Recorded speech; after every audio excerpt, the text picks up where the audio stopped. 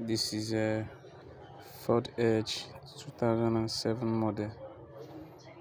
Probably the oil light is showing on steady. And we are looking for the oil switch, the oil pressure switch.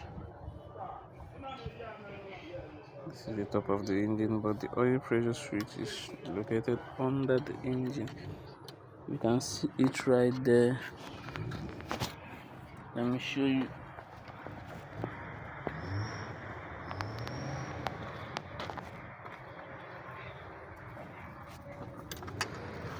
Follow. When you follow this stick, you can see the wire there. When you follow this, you can see the oil switch. That's the wire controlling the oil switch.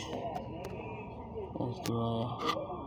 So when you follow it, when you follow this stick that I'm holding, you can see the oil switch. Then okay, let's look at it from the under. Let's go under the vehicle.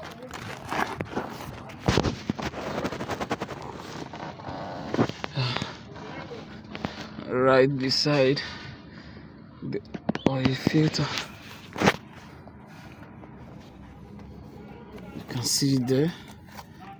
You can see it right there. Yes, yeah, yes. Follow this. Look at it there. This thing. This is the oil switch we are talking about.